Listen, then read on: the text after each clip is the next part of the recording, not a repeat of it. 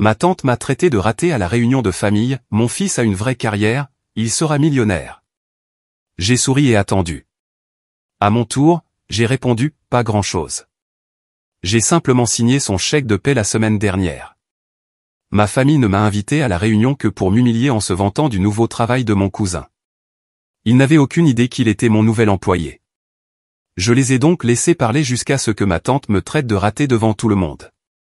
Alors, j'ai simplement souri, attendu le silence, et prononcé les quelques mots qui ont mis fin à sa carrière et à la réputation de ma tante pour toujours.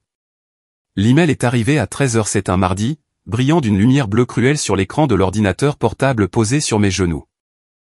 J'en étais à mon 3e jour de la pire grippe que j'avais eue en une décennie, emmitouflé dans une forteresse de mouchoirs usagés et de tasses de thé à moitié vides. Ma tête me semblait être une cabine pressurisée et mon corps me faisait mal à des endroits que j'ignorais pouvoir être douloureux. L'email ne venait pas de mon équipe, qui tenait la baraque pendant que je finalisais notre expansion à Lyon. Il venait de ma mère. L'objet était d'une simplicité trompeuse, réunion de famille Dubois. Tu dois venir. J'ai grogné, le son écorchant ma gorge à vif. Je n'avais pas assisté à une réunion de famille complète depuis 4 ans. Pas depuis celle où ma tante Catherine m'avait coincé près de la salade piémontaise et avait demandé, dans un murmure de scène qui avait traversé tout le jardin, si mon petit passe-temps informatique payait toujours mon loyer. À l'époque, je venais de sécuriser mon premier tour de financement de série A. J'avais marmonné quelque chose sur le fait d'être occupé et j'avais fui.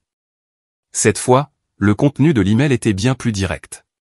C'était un message transféré de tante Catherine elle-même, une femme qui maniait l'enthousiasme comme une arme, d'une manière qui me laissait toujours un sentiment d'infériorité. Très chère famille, comment c'est-il ? Je suis absolument ravi de vous annoncer que la réunion de cette année chez moi, bien sûr, sera une célébration très spéciale. Comme vous le savez tous, mon brillant Julien vient de décrocher le poste le plus incroyable et révolutionnaire qui soit. C'est un poste de départ à 6 chiffres dans une énorme firme internationale. Prime, stock option, la totale. Il est en pleine ascension. Nous sommes si fiers. J'ai fermé les yeux. Julien, mon cousin, le Golden Boy Julien. D'aussi loin que je me souvienne, Julien était l'étalon auquel tous les autres membres de la famille étaient mesurés et jugés insuffisants. Julien avait un 12 à un partiel de maths. Il est tellement stressé. Ce garçon est un génie. Julien avait accidenté la voiture de son père. Il a de si bons réflexes, il a réussi à éviter de percuter la boîte aux lettres. L'email continuait, je sais que c'est à la dernière minute, mais nous devons le célébrer. Et bien sûr, c'est une merveilleuse occasion pour nous tous de nous retrouver et de voir ce que chacun est devenu. Une angoisse glaciale, plus aiguë que ma fièvre, s'est installée dans mon estomac. Je savais exactement ce que voir ce que chacun est devenu signifiait. C'était une performance, un spectacle soigneusement orchestré où Julien était la vedette et moi, Amélie Dubois, le contre-exemple planté dans le public. La fille discrète et intello qui faisait des trucs d'ordinateur et qui, à 32 ans, était toujours célibataire, sans enfant et, à leurs yeux, totalement dépourvue d'ambition. La dernière ligne de la note personnelle de ma mère, cependant, fut celle qui remua le couteau dans la plaie. S'il te plaît, viens, Amélie. Tante Catherine a spécifiquement demandé si tu venais. Elle a dit qu'elle s'inquiétait pour toi. Montre-toi juste un après-midi, pour moi. S'inquiéter pour moi. C'était le code. La manière polie et familiale de dire qu'il voulait m'exposer pour faire briller encore plus le succès de Julien. J'ai détourné les yeux de l'email pour regarder l'autre document ouvert sur mon ordinateur, un PDF attendant ma signature numérique finale. C'était le dossier d'intégration pour la nouvelle cohorte d'analystes stratégiques seniors du 4e trimestre pour mon entreprise, Dubois Méridien. Mon regard a parcouru la liste des noms jusqu'à ce qu'il se pose sur le 3e. Lambert, Julien, date d'entrée, lundi. Un sourire lent et froid s'est étalé sur mon visage, faisant craquer la peau sèche de mes lèvres. Mon entreprise, le petit passe-temps informatique qu'ils méprisaient tous, était l'énorme firme internationale que Julien rejoignait. La firme que j'avais bâtie à partir de rien dans mon studio. La firme dont le logo était délibérément anodin. La firme dont j'avais intentionnellement gardé mon nom à l'écart de tous les supports publics, préférant laisser le travail parler de lui-même. Julien, dans son arrogance, n'avait clairement pas fait de recherche sur le conseil d'administration ou la PDG. Il avait juste vu le salaire à 6 chiffres et le titre impressionnant. J'ai cliqué sur répondre à l'email de ma mère. Tu sais quoi, maman? Tu as raison. J'y serai. Je ne manquerai ça pour rien au monde. J'ai bu une longue gorgée de thé froid et amer. Mon mal de tête s'était soudainement un peu amélioré. Ils voulaient un spectacle. Je leur en donnerais un. Mais ils avaient oublié une chose cruciale à mon sujet. Ils avaient oublié que la fille discrète et intello était celle qui faisait toujours ses devoirs. Et cette fois, j'étais plus préparé qu'ils ne pourraient jamais l'imaginer. La trahison n'était pas seulement le coup monté. C'était les années à être sous-estimées. Et ça, j'ai décidé, était une dette que j'étais enfin prête à recouvrer. Les 2 semaines entre cet email et la réunion furent un tourbillon entre la finalisation du contrat de Lyon et la lutte contre les derniers restes de ma grippe. Mon directeur financier, David, un homme qui croyait que discret était synonyme de faible, me suppliait depuis des années de faire une campagne de relations publiques. Amélie, personne ne sait qui tu es, avait-il argumenté lors d'un appel vidéo, son image légèrement pixelisée. Dubois Méridien est un fantôme. On fait 9 chiffres de revenus et le monde pense que nous sommes une PME de traitement de données dans la Creuse. Tu dois faire la couverture d'un magazine, une conférence, quelque chose. David, nous ne sommes pas un fantôme. Nous sommes discrets, avais-je rétorqué, ma voix encore rauque. Nos clients ne nous engagent pas pour une communication tape à accent grave-l'œil. Ils nous engagent parce que nous sommes le moteur silencieux qui résout leur cauchemar logistique à plusieurs milliards d'euros. Ils aiment le fait que nous ne soyons pas flamboyants. D'accord, avait-il soupiré, mais un jour, tu voudras cette reconnaissance, et tu regretteras de ne pas avoir construit la plateforme pour ça. J'ai pensé à cet appel en conduisant ma berline banale de 5 ans vers la nouvelle maison tentaculaire de tante Catherine dans la grande banlieue parisienne. J'avais intentionnellement laissé ma Tesla, celle que je m'étais offerte pour célébrer le remboursement des prêts de ma start-up, à la maison. Aujourd'hui n'était pas un jour pour l'ostentation. C'était un jour pour le camouflage. Je me suis garé à 3 rues de là et j'ai marché, laissant l'air humide de juillet s'installer sur moi. Je voulais avoir l'air exactement comme il s'attendait à me voir, légèrement fatiguée, un peu froissée et totalement insignifiante. En tournant au coin de la rue, la maison est apparue. C'était un monument de stuc beige avec un garage pour 3 voitures et une pelouse si agressivement verte qu'elle semblait artificielle. Une immense bannière, imprimée par un professionnel, flottait paresseusement au-dessus de l'entrée. Félicitations, Julien. L'avenir t'appartient. J'ai pris une profonde inspiration et j'ai sonné. La porte a été ouverte par tante Catherine elle-même, qui m'a enveloppé dans un nuage de parfums chers et de lac. Amélie, tu es venue. Oh, ma pauvre chérie, tu as l'air épuisée. C'était la première salve. Pas un comment vas-tu, mais une confirmation immédiate de mon échec présumé. Juste un peu fatiguée par le travail, tante Catherine, ai-je dit, forçant un sourire. Oh, bien sûr, ton petit boulot. Eh bien, entre. Tout le monde meurt d'envie de te voir. La maison était bondée. L'air était épais de l'odeur d'un buffet préparé par un traiteur et du brouhaha sourd des parents essayant de parler plus fort les uns que les autres. J'ai été immédiatement passé de tante en oncle. Chacun me donnant une tape sympathique sur l'épaule et une variation du même commentaire. Toujours avec tes trucs d'ordinateur, Amélie? Content de te voir. Eh bien, content de te voir. Ne t'inquiète pas, ma chérie. Ton tour viendra. Chaque commentaire était une petite coupure de papier, un rappel délibéré de ma place dans la hiérarchie familiale. Je me contentais de sourire, de hocher la tête et de chercher des yeux l'homme du jour. Je l'ai trouvé tenant la cour au bord de la piscine. Julien était, je devais l'admettre, l'image même du succès. Il portait un polo couleur saumon, un short en lin impeccable et une montre agressivement brillante. Il était entouré de tantes admiratives, toutes suspendues à ses lèvres tandis qu'il gesticulait largement. Et le vice-président de la stratégie mondiale, il me dit, Julien, nous ne cherchons pas seulement des analystes, nous cherchons des visionnaires. C'est une synergie incroyable. Le potentiel de disruption est massif. J'ai failli m'étouffer avec ma limonade. Synergie, disruption. Il récitait les mots-clés exacts du manuel d'orientation que j'avais personnellement écrit 5 ans plus tôt. Il m'a finalement repéré. Amélie. Et, ça fait un bail. Comment va? Tout? C'était le geste signature de Julien, le vague et méprisant tout qui impliquait que ma vie était trop insignifiante pour contenir des détails dignes d'être demandés. Occupé, ai-je dit, gardant mon sourire fermement en place. Le train-train habituel. Mais waouh, Julien, ça a l'air incroyable. Un job qui change une vie. J'ai entendu dire que c'est avec une énorme firme internationale. Il s'est instantanément rengorgé. Ouais, c'est. Eh bien, c'est une assez grosse affaire. Dubois Méridien, tu n'en as probablement jamais entendu parler. Ils sont très exclusifs. Dubois Méridien, ai-je répété, savourant le nom. Non, ça ne me dit rien, mais ça a l'air très impressionnant. Félicitations. Merci, a-t-il dit, déjà en train de perdre intérêt et de scanner la foule à la recherche de quelqu'un de plus important à qui parler. Et, tu sais, je crois qu'il recrute encore pour des postes de saisie de données ou quelque chose comme ça. Je pourrais probablement glisser un mot en ta faveur. Pour te sortir de tes boulots en freelance. Les boulots en freelance. J'étais la fondatrice et la PDG. Il était techniquement mon subordonné. L'envie de rire était si forte qu'elle en était presque douloureuse. C'est si gentil, Julien, ai-je dit, ma voix douce. J'y réfléchirai certainement. Tante Catherine est arrivée en trombe, tendant une bière à son fils. Ne l'ennuie pas avec des broutilles, Amélie. Mon Julien est sur une fusée vers la lune. Elle a tourné son sourire radieux vers lui, puis m'a regardé, son expression se crispant en une expression de pitié.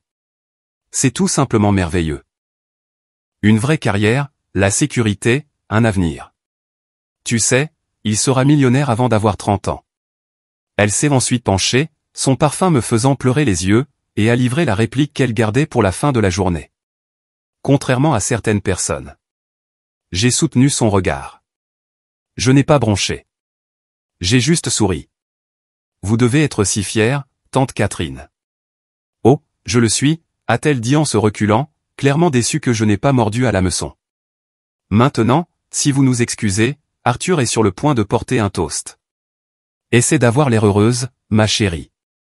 Alors qu'elle emmenait Julien, j'ai laissé tomber mon sourire. La fusée vers la Lune était sur le point de rencontrer des turbulences inattendues. Parce qu'ils avaient tous oublié une chose cruciale. C'était moi qui avais construit la rampe de lancement, et j'étais la seule à posséder les codes. Pour comprendre tante Catherine, il faut comprendre la hiérarchie de la famille Dubois. Nous n'étions pas de vieilles fortunes, mais de vieilles fiertés. La famille était bâtie sur l'héritage stoïque et travailleur de mon grand-père, Arthur Moreau, un homme qui avait transformé un petit atelier de menuiserie en une entreprise régionale de meubles modérément prospère. Il valorisait la sueur, les callosités et les résultats tangibles. Mon père et sa sœur, Catherine, étaient différents. Mon père était calme, content d'être professeur d'histoire géo au lycée, une profession que grand-père Arthur respectait pour sa stabilité, sinon pour son ambition. Tante Catherine, cependant, avait épousé un homme qui avait fait fortune rapidement dans l'immobilier et tentait désespérément de redorer le blason des Dubois en les faisant passer pour des mondains de haut vol depuis lors. Pour Catherine, le succès n'était pas une question de réussite. C'était une question de perception. C'était le code postal, la marque de la voiture et le titre sur la carte de visite. Et moi, à ses yeux, j'étais un échec catastrophique sur les 3 fronts. J'étais l'étrangère, la fille du tranquille professeur d'histoire. Pendant que Julien jouait au rugby, j'étais dans ma chambre à apprendre à coder en C++. Pendant qu'il allait à des soirées étudiantes, je construisais un système de gestion de base de données pour une association locale. Mon père m'avait encouragé. C'est là que ton esprit fonctionne, Amélie, avait-il dit. Ne laisse jamais personne te dire que ça n'a pas de valeur. Mais quand mon père est décédé d'une crise cardiaque soudaine pendant ma 2e année d'université, mon encre avait disparu. Ma mère, la pauvre, était perdue dans son propre chagrin. Et tante Catherine est descendue sur nous. Je me souviens qu'elle venait chez nous, soi-disant pour aider, mais en réalité pour juger. Elle se promenait dans le bureau de mon père où j'avais installé ma jeune entreprise de codage et soupirait devant le désordre. Amélie, ma chérie, disait-elle en ramassant un composant de serveur. Je sais que tu es triste, mais tu ne peux pas te cacher ici avec ces jouets. Tu as 20 ans. Tu devrais sortir, rencontrer des gens, faire un stage dans une vraie entreprise. Comme Julien dans l'entreprise de son père. Comment trouveras-tu un mari si tu sens le fer à souder? C'était le nœud du problème. Mon échec n'était pas seulement professionnel. Il était personnel. Je ne suivais pas le scénario. quand j'ai abandonné ma prestigieuse université 1 an plus tard, une décision qui m'a presque brisé, c'est parce que mon petit passe-temps informatique venait de recevoir un investissement de démarrage de 1,5 million d'euros. Je ne pouvais pas faire les deux. Mais je ne leur ai pas dit ça. Je ne pouvais pas. Comment expliquer le capital risque à une femme qui pensait que les actions étaient quelque chose qu'on achetait au supermarché? J'ai juste dit, je lance ma propre entreprise. La réaction de la famille fut prévisible. Mon grand-père avait l'air déçu.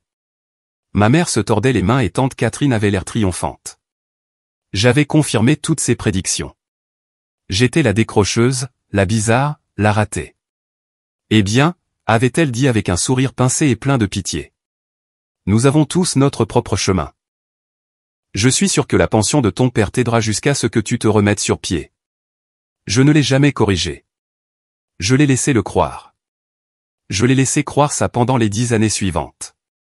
Je l'ai laissé croire que j'étais une freelance qui avait du mal à joindre les deux bouts. Je l'ai laissé penser que je survivais à peine. C'était plus facile. C'était mon armure. Pendant qu'elle était occupée à se vanter que Julien obtenait un bureau d'angle dans la minuscule agence immobilière de son père, je construisais tranquillement Dubois Méridien. Je l'ai bâti sur les principes que mon père m'avait enseignés, intégrité, précision et silence. Nous ne faisions pas de publicité. Nous acquérions des clients par le bouche à oreille. Nous étions l'entreprise que les gouvernements et les entreprises du Fortune 500 appelaient lorsque leur système était en panne, leurs données compromises ou leur logistique en plein chaos. Mon équipe et moi nous envolions pour Genève, pour Tokyo, pour Lyon. Nous étions les meilleurs et nous étions invisibles. Et maintenant, debout près de la piscine de tante Catherine à l'odeur de chlore, j'observais l'antagoniste que j'avais créé dans sa pleine et glorieuse floraison. Elle avait passé une décennie à cultiver ce récit de mon échec, et aujourd'hui devait être son tour d'honneur. Elle m'avait piégé, du moins c'est ce qu'elle pensait. Elle avait rassemblé toute la famille comme témoin. Mais en la regardant parader, j'ai réalisé qu'elle n'était pas seulement une antagoniste. Elle était une caricature, une femme tellement aveuglée par sa propre définition superficielle du succès qu'elle ne pouvait pas voir la vérité, même alors qu'elle s'apprêtait à lui servir un verre. Tante Catherine a fait teinter une cuillère contre un verre de vin. Un toast? Un toast? Rassemblez-vous tous. Le murmure de la foule s'est éteint. Elle est montée sur la marche de la terrasse, rayonnante, avec Julien à ses côtés. Merci à tous d'être venus, a-t-elle gazouillé. C'est si merveilleux d'avoir toute la famille réunie, surtout pour célébrer mon brillant garçon. Elle a tendu la main et a pincé la joue de Julien. Il avait l'air embarrassé, mais satisfait. Comme vous le savez tous, a-t-elle poursuivi, sa voix montant en volume, Julien vient d'accepter un poste dans l'une des firmes les plus prestigieuses du pays. Un leader en stratégie mondiale. C'est un travail dont les gens rêvent. Un travail pour les leaders. Elle a fait une pause, ses yeux balayant la foule jusqu'à ce qu'il se pose sur moi avec une précision chirurgicale. Cela montre bien, a-t-elle dit, sa voix dégoulinant d'une fausse sincérité, ce qui arrive quand on est concentré. Quand on a de l'ambition. Quand on n'abandonne pas pour se contenter de peu. L'air est devenu lourd. J'ai senti la main de ma mère se crisper sur son verre. Plusieurs cousins ont baissé les yeux sur leurs chaussures. C'était ça, l'exécution publique. Nous sommes si fiers de lui. Il sera millionnaire avant ses 30 ans. Vous pouvez me croire sur parole. Elle a levé son verre. À Julien, l'avenir de la famille Dubois. À Julien, a répété la famille en écho. Alors que les acclamations s'éteignaient, Catherine a gardé sa main sur l'épaule de Julien. Son sourire était acéré. Oh, et Amélie, a-t-elle lancé comme si elle venait de se souvenir de ma présence. Nous sommes si heureux que tu aies pu venir, ma chérie. On n'a pas eu de tes nouvelles. Qu'est-ce que tu as fait de beau? La question est restée en suspens dans l'air.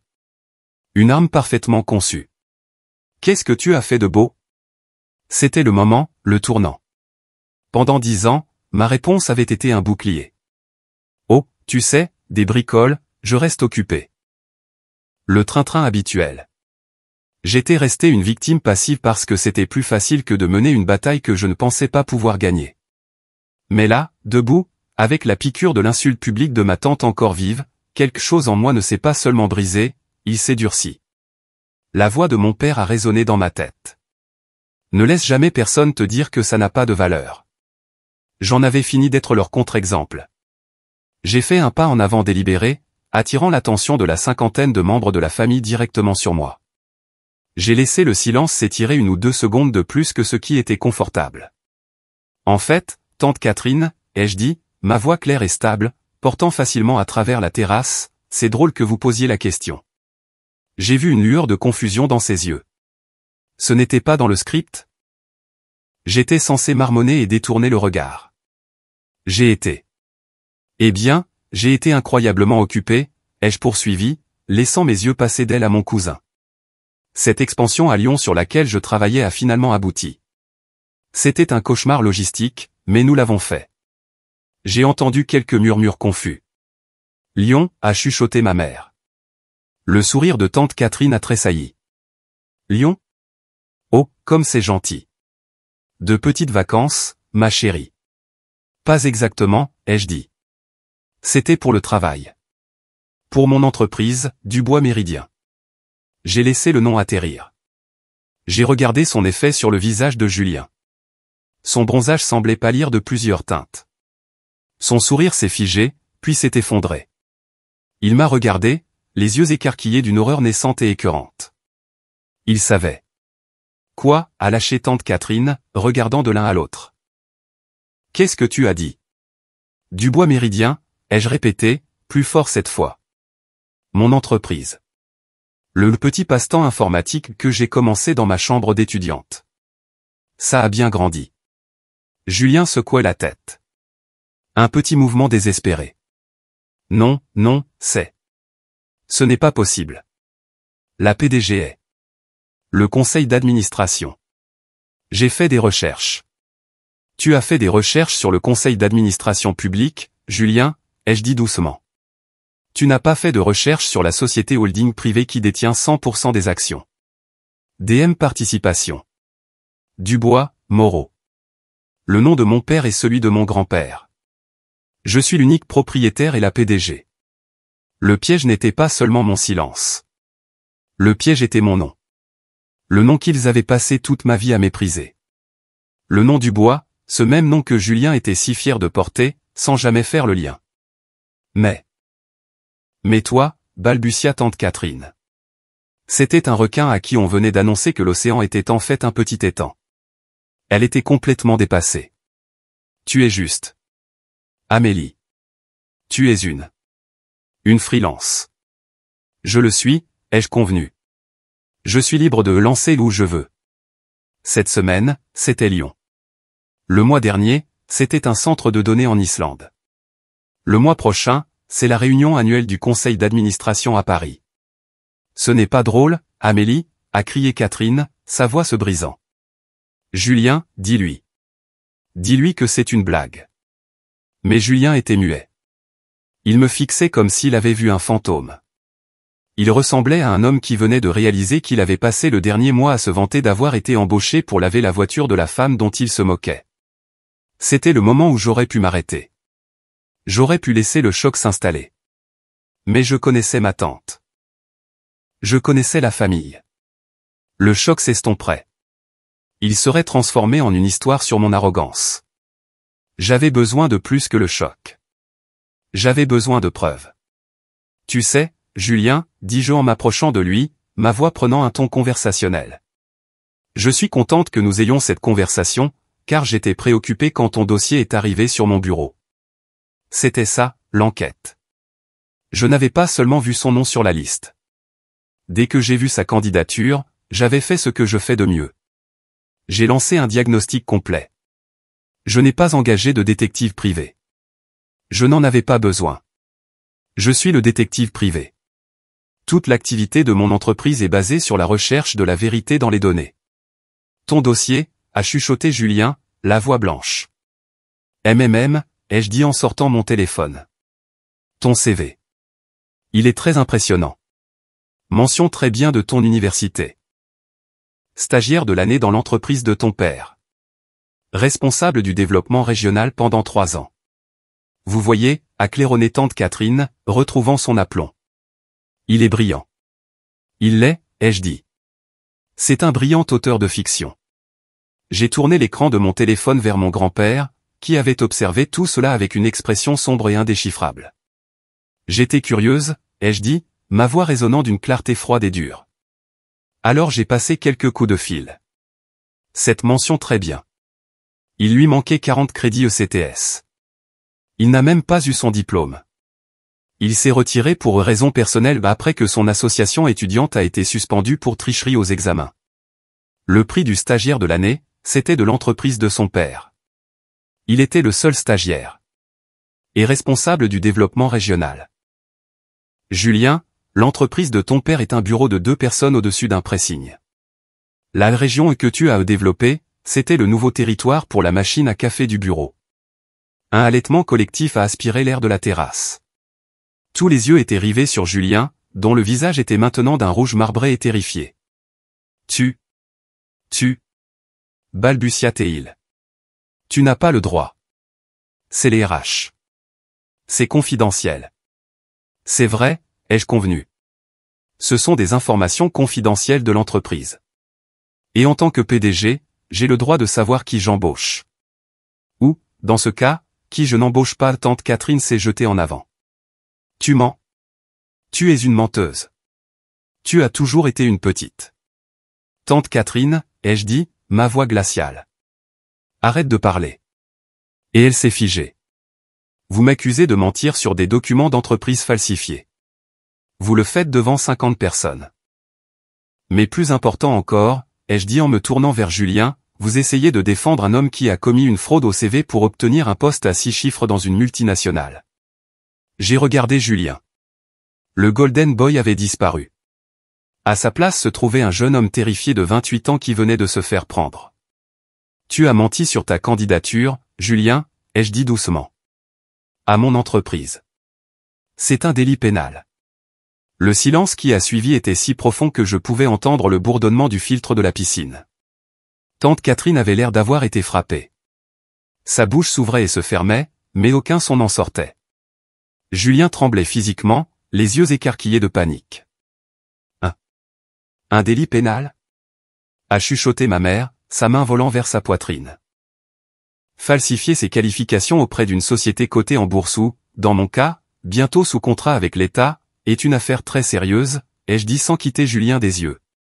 Ce n'est pas juste enjoliver un CV. C'est du faux et usage de faux. C'était la première confrontation majeure. J'avais posé les bases et maintenant je révélais la première couche de la vérité. Je m'attendais à un déni. Je m'attendais à de la colère. Ce que j'ai eu, c'est du désespoir. Je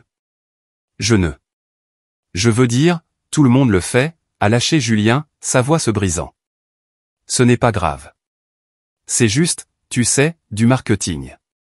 Tante Catherine, voyant la défense pathétique de son fils, est revenue à la vie. Mais sa grandiloquence habituelle avait disparu, remplacée par une rage cassante et paniquée. Il a raison. Comment oses-tu ? Comment oses-tu venir ici et attaquer mon fils ? Tu es juste. Tu es jalouse. Tu as toujours été jalouse de lui. Jalouse, ai-je demandé, un rire sincère mais sans joie m'échappant. Jalouse de quoi exactement, tante Catherine ?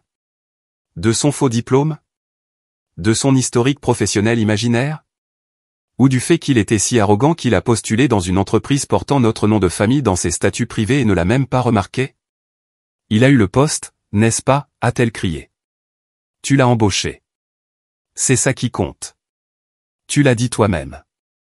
Son dossier était sur ton bureau.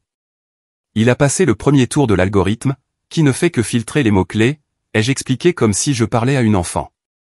Il a ensuite été interviewé par un responsable RH junior avec qui, franchement, j'aurai une conversation très sérieuse lundi. Il a été approuvé en attente de l'examen final de la direction. Mon examen. L'examen que je menais quand j'ai reçu ton email. J'ai reporté toute mon attention sur Julien, qui s'était recroquevillé sous la défense de sa mère. Tu n'as pas seulement menti, Julien, ai-je dit, ma voix calme mais portant loin. Tu as été négligent. Et dans mon entreprise, nous ne tolérons pas la négligence. C'est une firme de sécurité logistique, cousin. La négligence blesse des gens. La négligence coûte des millions. La négligence, dans notre monde, n'est pas une option. Amélie, a-t-il plaidé, me regardant enfin dans les yeux. C'était la première fois qu'il me regardait comme si j'étais son égal, et encore moins sa supérieure. Amélie, s'il te plaît. Je peux expliquer. C'était ma mère. Elle n'ose même pas, a sifflé tante Catherine en lui attrapant le bras. N'ose même pas me blâmer, Julien Lambert. J'ai tout fait pour toi. Je t'ai fait. Tu as fait un escroc, Catherine. Une nouvelle voix a tonné, coupant la tension comme une scie circulaire. Toutes les têtes se sont tournées. Mon grand-père, Arthur Moreau, était debout. C'était un homme grand, encore imposant à 78 ans, et il fixait sa fille avec un regard d'une déception et d'une fureur si profonde que tante Catherine a physiquement reculé. Il était resté silencieux jusqu'à présent, observant depuis sa chaise en bout de table. Le patriarche avait enfin parlé. Arthur, commença Catherine. Tais-toi, a-t-il commandé. Il n'a pas élevé la voix. Il n'en avait pas besoin. La terrasse était silencieuse. Il a marché lentement, sa canne frappant la pierre jusqu'à ce qu'il se tienne au milieu du cercle, entre moi et ma tante. Il a regardé Julien. As-tu menti sur la candidature? Le visage de Julien s'est décomposé. Il a regardé sa mère, puis le sol. J'ai un peu exagéré. Le diplôme. As-tu eu ton diplôme? Mention très bien, a insisté Arthur. Non, monsieur. Les mots étaient à peine audibles. As-tu eu ton diplôme, tout court? Point non, monsieur. Grand-père Arthur a fermé les yeux un bref instant. Quand il les a rouverts, il ne regardait pas Julien. Il regardait Catherine. Toi, a-t-il dit, et le mot était plein de gravier et d'acier. Tu as fait ça. Tu as poussé ce garçon, ton fils, à être un panneau publicitaire pour ta propre vanité. Tu as tellement valorisé le son du succès que tu as oublié de lui en enseigner le travail. Père, ce n'est pas juste, a pleuré Catherine. Je voulais juste qu'il ait le meilleur. Je voulais qu'il soit quelqu'un, papa comme. Elle s'est arrêtée, mais son regard venimeux dans ma direction a terminé la phrase. Pas comme Amélie, ai-je terminé pour elle, ma voix neutre. Oui, a-t-elle crié, toute prétention de contrôle disparue. Pas comme toi. Caché dans ta chambre, à jouer avec tes ordinateurs, sans mari, sans enfant, sans vie. Je voulais plus pour mon fils. Et qu'as-tu obtenu, Catherine? La voix de grand-père Arthur était d'un calme mortel. Tu as eu un menteur. Tu as eu un escroc qui était sur le point de se faire arrêter.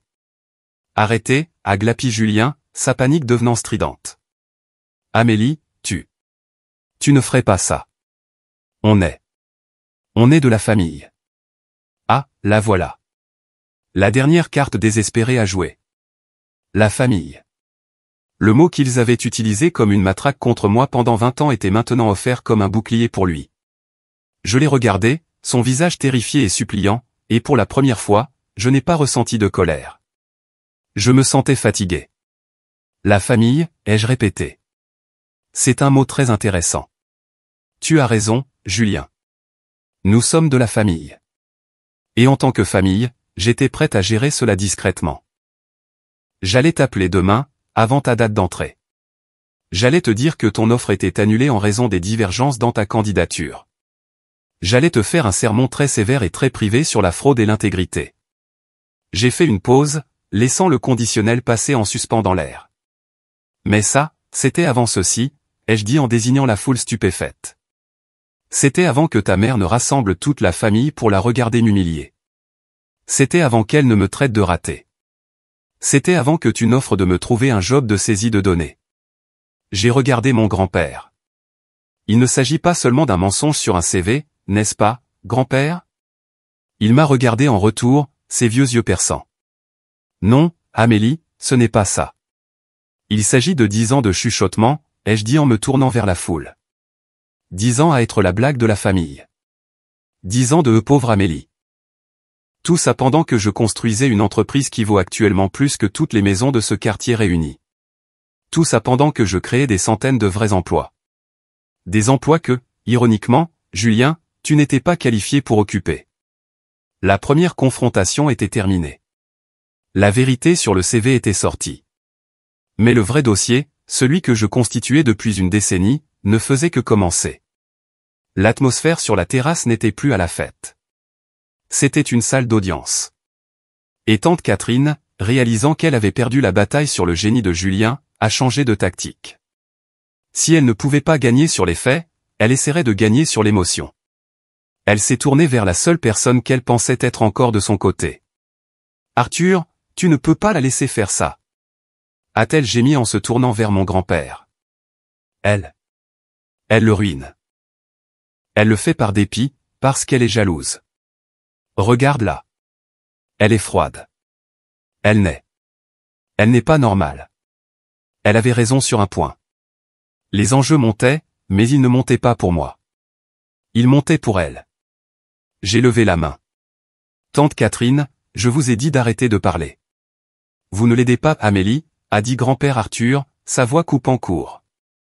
Il a ignoré sa fille. Il était concentré sur moi. Que fait exactement ton entreprise? C'était l'ouverture. C'était le moment de construire le dossier. Nous sommes une firme de logistique et de sécurité, ai-je dit, ma voix nette et professionnelle. Mais c'est une façon simple de le dire.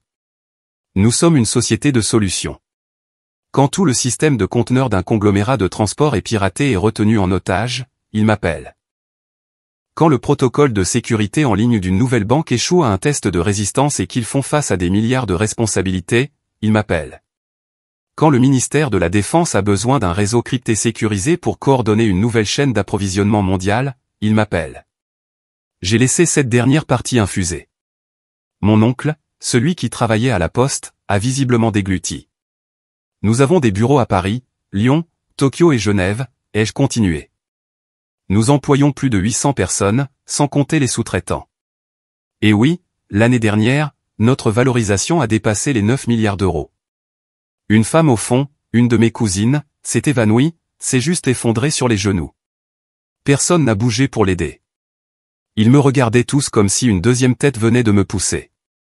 9 milliards, a soufflé ma mère, ses yeux aussi ronds que des soucoupes.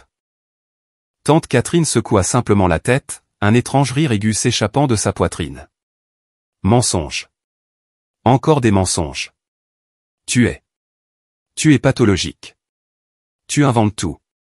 Julien, elle invente tout, n'est-ce pas? Mais Julien n'écoutait pas. Il fixait le sol, une lueur de compréhension naissante sur son visage. Il savait. Il avait vu le branding interne de l'entreprise. Il avait vu les budgets du département stratégique qu'il rejoignait. Il savait mieux que quiconque que je ne mentais pas, c'est vrai, a-t-il chuchoté. Les documents d'orientation, l'accord de non-divulgation. Ça mentionnait des contrats avec l'État. Je pensais que c'était juste, tu sais, du baratin standard. Le visage de tante Catherine a pris une teinte violette stupéfiante. Imbécile, a-t-elle crié à son fils. Tu l'as cru. Ce n'est pas une question de croire, Catherine, ai-je dit. C'est une question de documents publics pour quiconque sait où chercher. C'était la deuxième confrontation, non pas avec des menaces, mais avec des preuves irréfutables. Vous voyez, ai-je dit en retournant vers mon grand-père, vous avez tous opéré sous une fausse conception. Vous pensiez que c'était moi qui étais perdu. Vous pensiez que c'était moi qui avais besoin d'être sauvé. La vérité, c'est que j'ai été celle qui tenait le filet de sécurité pour cette famille pendant des années, et vous ne l'avez jamais su. J'ai regardé mon grand-père. Grand-père, ton entreprise de meubles. Ce prêt privé miracle que tu as obtenu il y a 6 ans pour sauver l'usine de la faillite après que les banques t'aient toutes tourné le dos. Celui de ce bienfaiteur anonyme qui voulait préserver l'artisanat local. Son visage est devenu blanc.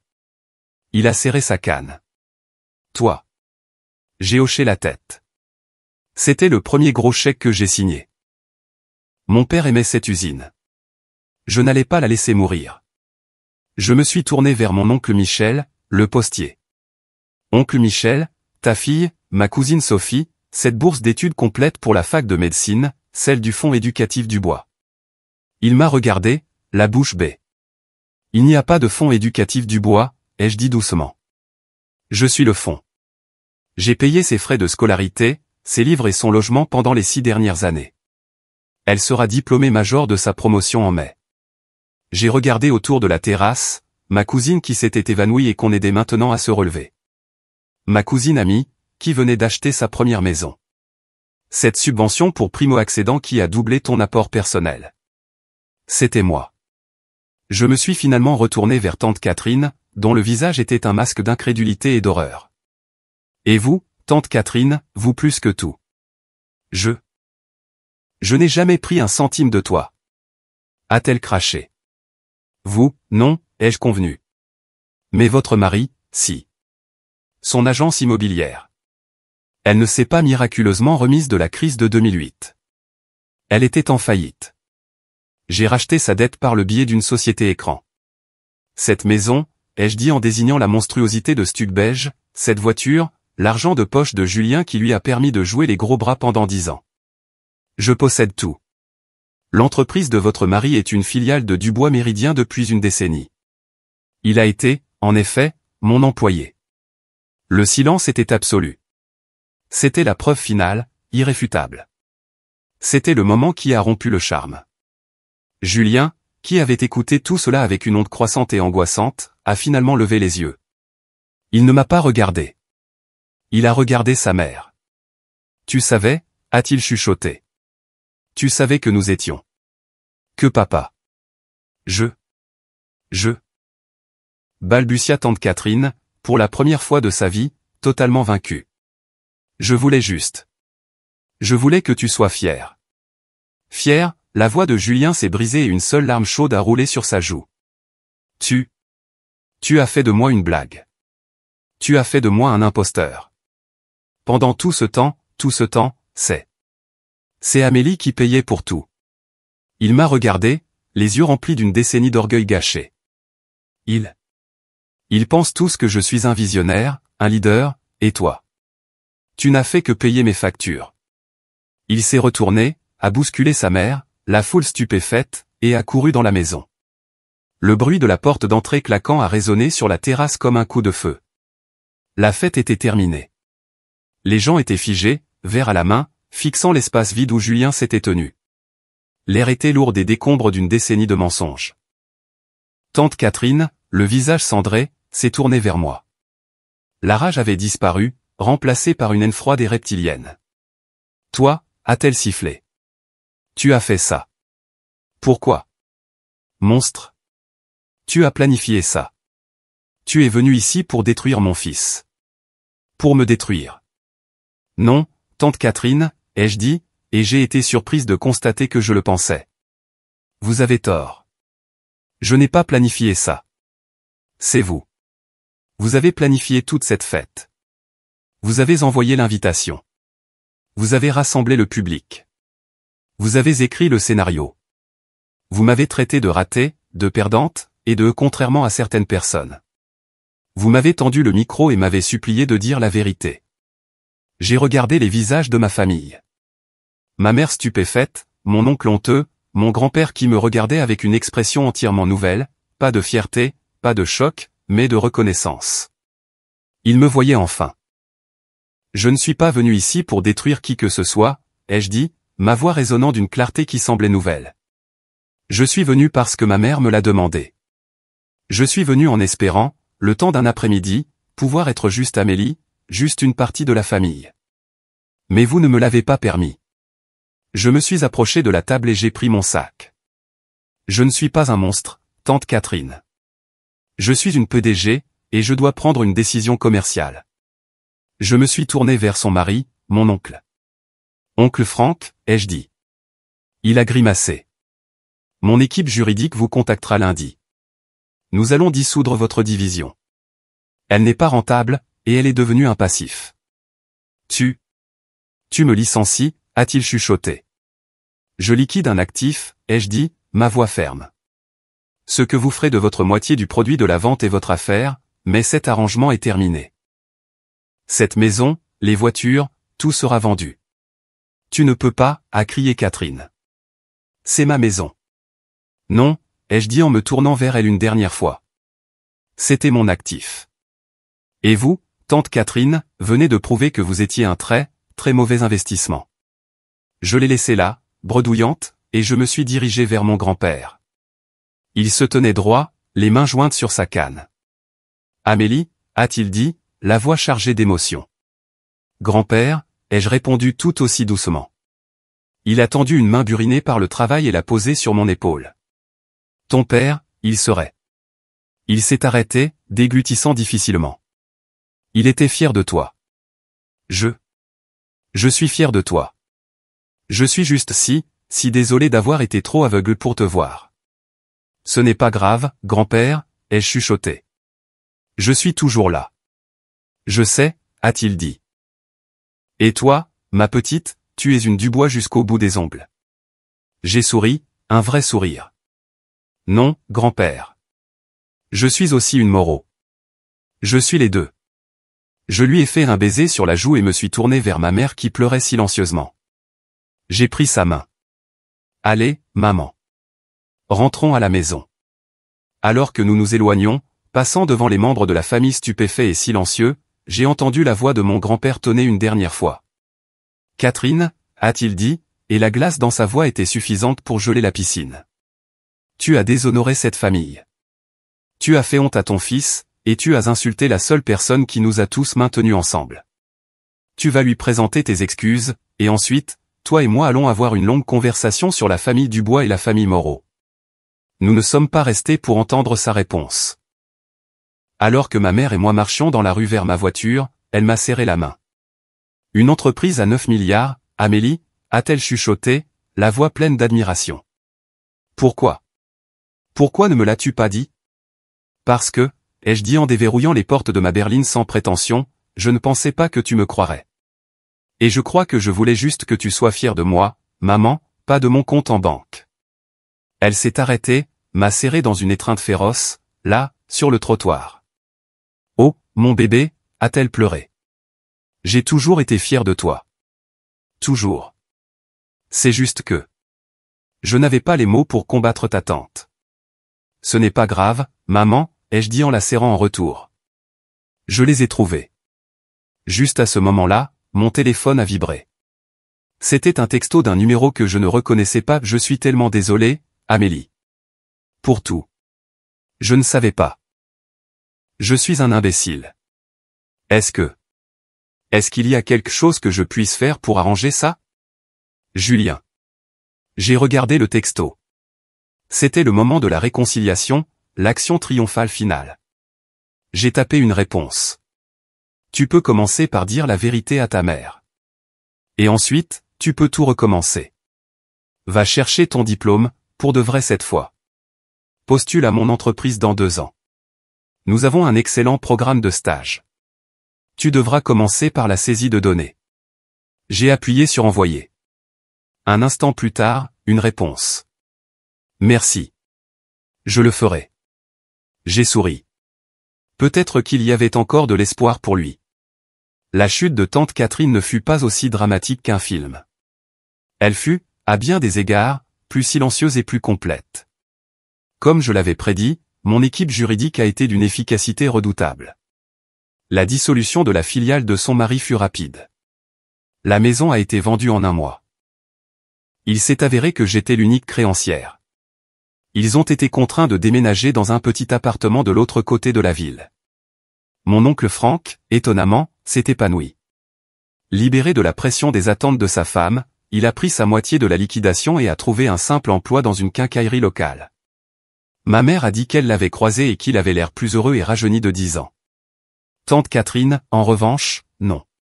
Elle est devenue un fantôme social. La famille qu'elle avait tenté d'impressionner avait été témoin de son humiliation.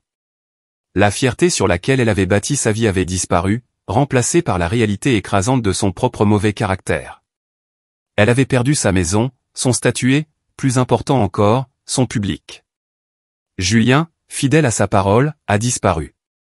Il m'a envoyé un dernier email, une lettre d'excuse formelle copiée à mon grand-père et à ma mère.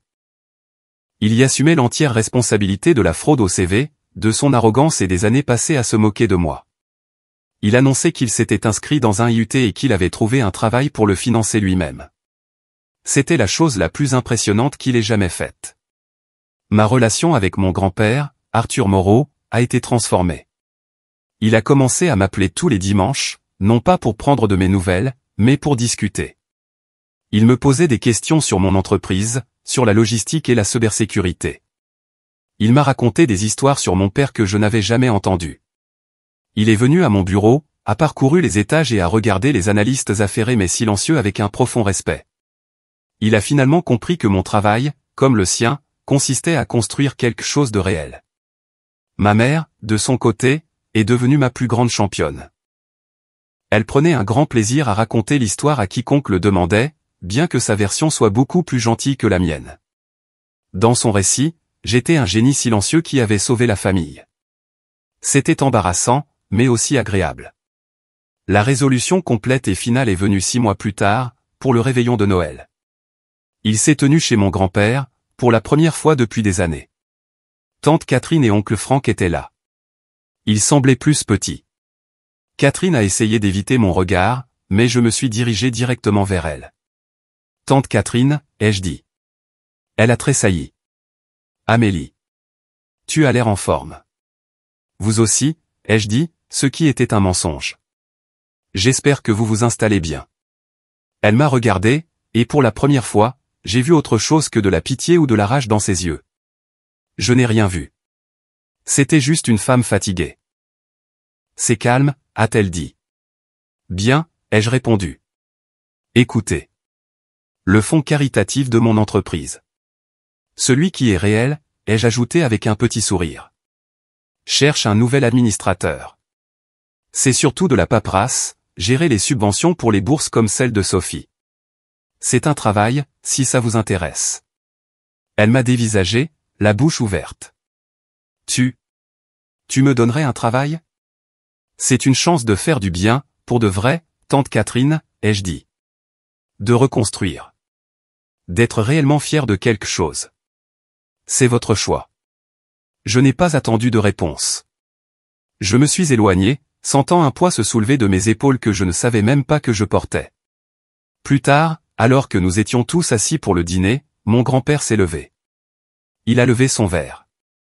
Cette année, a-t-il dit, la voix épaisse, je suis reconnaissant pour beaucoup de choses.